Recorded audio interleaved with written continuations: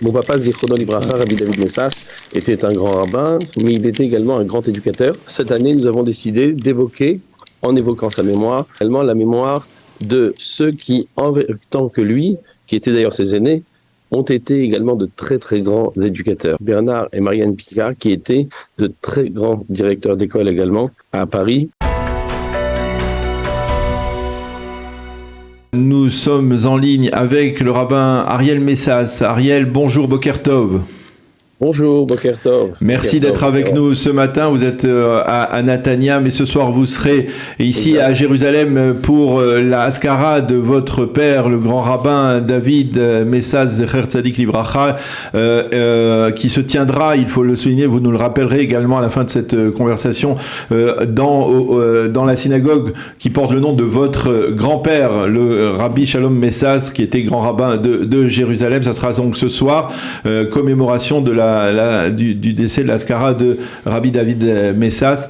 Et nous sommes ici pour parler justement d'un prix qui concerne l'éducation et que vous avez remis ces derniers jours à la famille Picard, à la mémoire de Bernard et Marianne Picard, qui ont été, on le sait, des éducateurs hors pair dans la communauté juive au lendemain de la guerre pendant plusieurs décennies. Hein. Et nous sommes ici avec Ariel Picard. Ariel, bonjour, Boker Tov. Boker Tov. L'un des enfants de Bernard et Marianne Picard. Alors, je voudrais d'abord vous donner la parole à Ariel Messas, Rav Ariel Messas. Expliquez-nous pourquoi cette initiative. Voilà. Alors, merci de me recevoir. Merci. Bonjour Daniel, bonjour Ariel. Voilà, c'est toujours un bonheur d'être avec vous et d'évoquer de belles choses ensemble. Regardez, c'est très simple. Chaque année, on fait la Haskara de mon papa, Rabbi David Messas, et chaque année, je trouve qu'il est important qu'à ce moment, qui est un moment de mémoire, qui est un moment de réflexion, qui est un moment où on se porte un petit peu sur le passé, eh bien, il faut que ce passé soit une source d'enseignement pour aujourd'hui et nous prépare à l'avenir. Et dans ce cadre-là, alors j'espère qu'il n'y a pas trop de bruit autour de moi parce que je suis dans un lieu public, mais bon, ça va se passer. Regardez, dans ce cadre-là, chaque année, nous avons décidé, avec la famille, avec ma maman, avec mon frère, avec ma sœur, d'évoquer une personnalité ou des personnalités qui ont réalisé et accompli de grandes choses pour le judaïsme. Mon papa, Zichrono Libracha, Rabbi David Messas, était un grand rabbin, mais il était également un grand éducateur. Il a eu une carrière qui s'est scindée en deux, on pourrait dire. La première partie de sa carrière, elle a été éducative, c'était un grand éducateur. Et ensuite, à partir de 1986, à l'âge de 55 ans à peu près, il a opéré une sorte de changement dans sa manière de faire et il est devenu rabbin, grand rabbin. Donc il y a vraiment deux moments dans sa vie. Un moment où il a été éducateur, directeur d'école, et un autre moment où il est devenu rabbin et grand rabbin. Et dans ce cadre-là, cette année, nous avons décidé d'évoquer, en évoquant sa mémoire, d'évoquer également la mémoire de ceux qui, en même temps que lui, qui étaient d'ailleurs ses aînés, ont été également de très très grands éducateurs. Mon papa, Zichrono Libracha, a été directeur de l'école Maïmonide pendant 18 ans. Il a été préalablement au Maroc, parce qu'il a commencé sa carrière au Maroc, à Casablanca, c'était à Tanger, puis à Casablanca. Il a été directeur d'école au Maroc, ensuite directeur d'école à Paris. Et moi, en tant qu'enfant, je me souviens de lui comme un grand directeur d'école. Et je me souviens également de Bernard et Marianne Picard, qui étaient de très grands directeurs d'école également à Paris, puisque j'étais moi-même élève à l'école Lucien de Hirsch, et Madame Picard était ma directrice. J'ai également été élève à l'école Yavneh. Monsieur Bernard Picard a été mon directeur, et j'ai pu constater à quel point, effectivement, c'était des personnalités immenses. On avait un respect pour eux qui était extraordinaire. Ils inspiraient vraiment un respect qui était magnifique. Et on a de nos yeux vu, comme on dit, l'action qui a été la leur. Et aujourd'hui, après plusieurs années, on a grandi, on porte un regard sur le passé, et on se rend compte effectivement, comme je le disais à Ariel et à ses frères, que finalement, c'était des personnes providentielles. C'était des personnes providentielles parce que dans l'immédiate après-guerre, il fallait reconstruire la communauté et il fallait des gens avec une personnalité très forte, avec un amour du judaïsme exceptionnel, avec une abnégation totale pour pouvoir mener ce combat de la reconstruction de la communauté, pour des personnes qui allaient poser les bases d'une communauté forte. Et c'est exactement ce qu'ils ont fait, parce que ça s'est fait à travers les écoles juives. Et ces écoles juives qui ont formé des centaines et des milliers d'élèves, eh bien, elles sont le socle et la base de la grande communauté, de la grande et belle communauté que nous connaissons aujourd'hui. Alors donc, justement, alors je voudrais donner la parole à Ariel Picard. Pour rendre hommage à ce passé, penser le présent et préparer l'avenir. Alors justement, je voudrais m'adresser à Ariel Picard. Ariel, bonjour. Pardon, alors vous connaissez les relations qui ont été celles de vos parents, Bernard et Marianne Picard Zichronam Livracha, et le grand rabbin David Messas. C'était effectivement des relations extrêmement étroites entre éducateurs, on peut dire même entre philosophes, puisque Rabbi David Messas et votre père étaient, on peut dire, des philosophes, des gens qui réfléchissaient, qui approfondissaient la Marchevet Israël. Oui, alors d'abord, je pense que je parle au nom de tous mes frères et sœurs, de toute la famille. On a été très touchés par cette attention de la part de la famille Messas, du rabbin Ariel Messas, qui était à l'initiative de cette remise de prix, et on a été effectivement très touchés, mais c'était tout à fait dans l'esprit des relations qu'il y avait entre mes parents, qui étaient tous les deux directeurs d'école, ma mère directrice d'école Lucien Hirsch, mon père directeur de l'Avenay, et David Messas, le rabbin David Messas, qui était le directeur d'école Maïmonide. Il faut bien comprendre que dans le contexte des années 70-80, il y avait au fond très peu d'écoles en la région parisienne. Il y en avait d'autres, des petites, mais c'était les trois grandes écoles parisiennes, trois écoles d'ailleurs qui avaient été, qui existaient enfin dans l'esprit dans lequel ils étaient dirigés dans ces années-là, qui avaient été créées tout de suite après la Deuxième Guerre mondiale, après la Shoah, quoique Maïmonide et Lucien Hirsch existaient déjà avant la Shoah, mais dans un esprit tout à fait différent, dans un esprit beaucoup plus assimilationniste. Et donc ces trois écoles qui existaient dans la communauté juive parisienne étaient dirigées un peu dans le même esprit. Et quand le grand rabbin David Messas est arrivé et a dirigé l'école Maïmonide, mon père et mes parents, et surtout mon père, qui, comme vous l'avez précisé, avait allié ce qu'on appelle Torah im derech eretz, parce qu'il était, et dans son esprit de philosophe, a été très agréablement surpris de la décision à l'époque du grand rabbin David Messas de devenir d'école Maïmonide. Et tout de suite, il y a eu une collaboration étroite, amicale, professionnelle entre mes parents et David Messas, parce qu'en fin de compte, ils dirigeaient leurs écoles un peu plus ou moins dans le même esprit, c'est-à-dire allier la Torah, la sans concession, la halacha sans concession, mais dans une ouverture d'esprit, avec une ouverture sur l'Ilimud Echol, et c'était donc cette étroite collaboration qui a fait que l'esprit des écoles juives dans la communauté juive parisienne des années 70-80 était en fin de compte allé d'un côté uniforme. Mais cette amitié professionnelle a aussi été accompagnée d'une amitié, une réelle amitié, sans absolument aucune concurrence entre l'école Maïmonide et l'école Yavneh, et sans aucun dans un état d'esprit sympathique et amical. Alors, c'est d'autant plus impressionnant parce qu'on était dans les années 70, 80 surtout. C'est d'autant plus impressionnant que, on va dire, c'était des éducateurs qui venaient d'horizons totalement différents, puisque Rabbi David Messas venait du Maroc, son père, Rabbi Shalom Messas, était le grand rabbin du Maroc, avec le bagage culturel du judaïsme marocain, et vos parents, eux, venaient d'Alsace, venaient donc de France, Ashkénaze. Et les deux ont réussi d'une certaine manière à travailler en symbiose, et peut-être c'est finalement le reflet justement de cette unité qu'on a toujours retrouvée dans la communauté juive de France à tous les niveaux, et là aussi au niveau de l'éducation, n'est-ce pas, Ariel Messas, Rav Ariel Messas? Oui, exactement.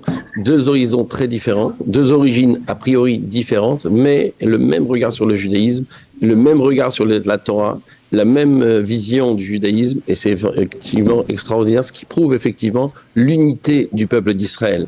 Et ça, c'est très touchant, effectivement, de voir qu'on peut être originaire du Maroc, originaire d'Alsace, mais se retrouver exactement sur la même ligne lorsqu'il s'agit d'enseignement et de transmission de la Torah. Il est vrai aussi que mon papa, Zichron Livracha, a étudié très tôt à l'Yeshiva d'Aix-les-Bains. Il était à l'âge de 20 ans à l'Yeshiva d'Aix-les-Bains, donc en France. Il a été donc intégré dans la communauté juive de France très tôt. Il a fait des études philosophiques à Grenoble également. Donc il a aimé et il a également été formé au Maroc très jeune, auprès des rabbinim du Maroc des générations passées. Donc c'est vrai que mon papa avait cette double formation qui faisait sa particularité, d'une part très séfarade, connaissant parfaitement la liturgie marocaine, connaissant parfaitement la tradition marocaine, mais aussi ayant étudié à l'Yeshiva d'Aix-les-Bains auprès de Rabbi Chaim Reikin, le Rav Reikin, qui lui-même était un élève du Chafetz Chaim, donc en Lituanie. Donc on voit les implications et on voit les influences.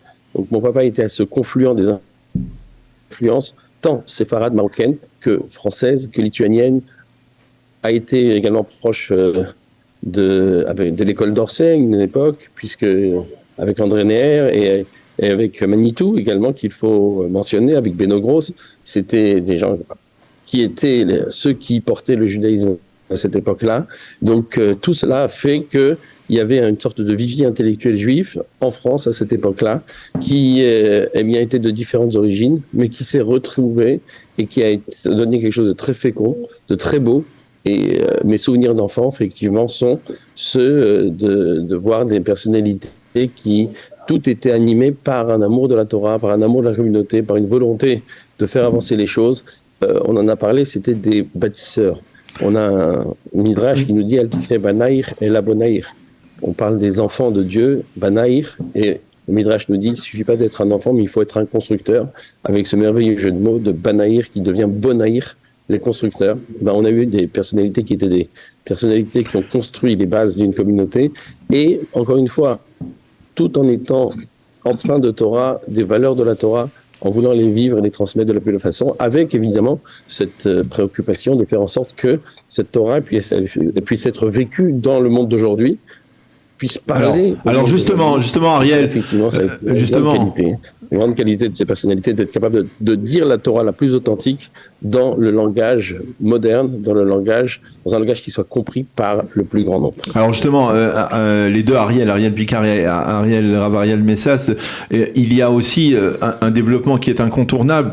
C'était dans l'enseignement que Bernard et Marianne Picard d'un côté et votre père de l'autre ont transmis. C'était aussi l'amour de la terre d'Israël. Et ça, je crois que c'est incontournable, le fait que l'on se parle ici à Jérusalem et que cette Askara de Rabbi David Messas se tiendra ce soir donc à Jérusalem, au cœur de Jérusalem. C'est aussi la preuve que finalement cet enseignement dans les années 70, dans les années 80, c'était un enseignement qui était résolument tourné vers la terre d'Israël, n'est-ce pas? On est d'accord pour les deux Ariel. Et je voudrais en plus rajouter, parce que Ariel a cité, c'est vrai que quand on voit qui dirigeait les écoles juives dans ces années-là, alors Ariel a bien sûr son papa, le grand rabbin David Messas, une certaine mesure mes parents aussi, mais Beno Gross, Théo Dreyfus qui avait précédé David Messas, et puis on oublie aussi qu'Emmanuel Levinas dirigeait l'ENIO dans ces mêmes années-là, donc c'était effectivement des gens de très grande qualité. Donc véritablement je pense que l'éducation juive de France à cette époque-là était dans la main de gens de grande qualité. Pour répondre à votre question directe, Daniel, oui, il y avait aussi la direction de l'éducation était d'expliquer aux enfants et de ne surtout pas ne pas occulter la place d'Israël, de l'État d'Israël, de ce qui s'était passé en 1948. Et là aussi, je crois qu'il y avait une communion de vues entre David Messas et mes parents et tous les directeurs d'écoles juives à l'époque. C'est-à-dire que il y a une place pour la communauté juive de France, bien sûr, mais que au fond l'avenir du peuple juif se trouvait en Israël. Et bien sûr, ça allait tout à fait de pair quand à cette époque-là, le grand rabbin, le père de David Messas, le grand rabbin Shalom Messas Tzaddik Ivracha, et a été nommé grand rabbin de Jérusalem. C'est ça montrait bien dans quel état d'esprit tout le David Messas se trouvait, Zichrono Livracha, dirigeait son école, et il en était de même de mes parents. Voilà, c'était cette uniformité dans l'éducation, Torah Derech Eretz, mais aussi une éducation vers Israël, vers Eretz Israël, et c'était la réussite. Et c'était l'identité de toutes ces écoles juives. Et je voudrais encore terminer pour remercier réellement la famille Messas, le Rav Ariel Messas, de cet honneur, parce que c'est véritablement un honneur de sa part. Nous savons le travail extraordinaire que fait le Rav Ariel Messas à Paris, et toute la famille Messas. Et nous, au nom de ma famille, au nom de la famille Picard, nous remercions sincèrement de ce prix. Alors, il nous reste vraiment 2 minutes, 1 minute et demie. Rav Ariel Messas, la Haskara de votre père, on le disait, c'est ce soir. C'est dans ce qui était le domicile de votre grand-père, Rabbi Shalom Messas, à Rehov Itamar Ben Avi, mais qui est aujourd'hui, on va dire, un lieu de prière et d'étude aussi. Dites-nous, donnez plus de détails sur cette Haskara, et on rappelle que Rav David Messas est enterré au cimetière de Har HaMenochot à Jérusalem. Ah, on ne vous entend pas. Ariel, vous êtes repassé en mute, on ne vous entend pas. Voilà, là c'est bien. Allô? Oui, voilà, là on vous entend. Okay. Oui, comme il y avait un peu de bruit autour de moi, j'ai désactivé le son. Mais juste un mot sur l'amour d'Israël. Je pense qu'il n'est pas anodin que monsieur et madame Picard et mon papa aient appelé un de leurs enfants Ariel, n'est-ce pas? Puisque je m'appelle Ariel et Ariel Picard également a ce prénom Ariel. Ariel, c'est le prénom, c'est le nom de Jérusalem. Dans les textes de la Bible, Jérusalem est également appelé Ariel. Donc quand on nomme un enfant Ariel, c'est qu'on le nomme au nom de Jérusalem, et c'est déjà quelque chose qui montre l'attachement, effectivement, très très très fort que l'on porte pour Israël et pour la ville de Yerushalayim. Ça, c'était le mot que je voulais rajouter. Alors rapidement. Concernant la Haskara, effectivement, elle aura lieu ce soir à Yerushalayim, à Jérusalem, dans la maison de mon grand-père, Rabbi Shalom Messas, qui était le grand rabbin de Jérusalem. Sa maison, de son vivant, était déjà un lieu de prière, puisque au cours de ses dernières années de vie, mon grand-père ne pouvait plus aller à la synagogue le Shabbat matin, donc il faisait la prière chez lui. Il a constitué un minyan dans son appartement, et après son décès, ce minyan a perduré, il existe encore aujourd'hui. Et donc, naturellement, aujourd'hui, ayant décidé de faire la Haskara à Yerushalayim, eh bien, avec la famille, on a trouvé que le plus bel endroit où on pouvait rappeler sa mémoire, eh bien, ce serait dans la maison de mon grand-père, cette maison qui était la maison du grand-père, mais la maison de toute la famille et la maison de tout Jérusalem, parce que c'est vrai qu'elle n'est pas très grande, mais j'ai jamais eu le souvenir je me suis jamais tout le monde y est passé un peu. Elle a accueilli tout le monde pendant des y décennies. compris votre serviteur. C'est là-bas ce soir, Rehov Itamar Ben Avi, que nous ferons la Haskara de mon papa, Rabbi David Messas. Alors le grand rabbin de Jérusalem est annoncé, il y a des rabbins qui sont annoncés, il y a des personnalités qui sont annoncées.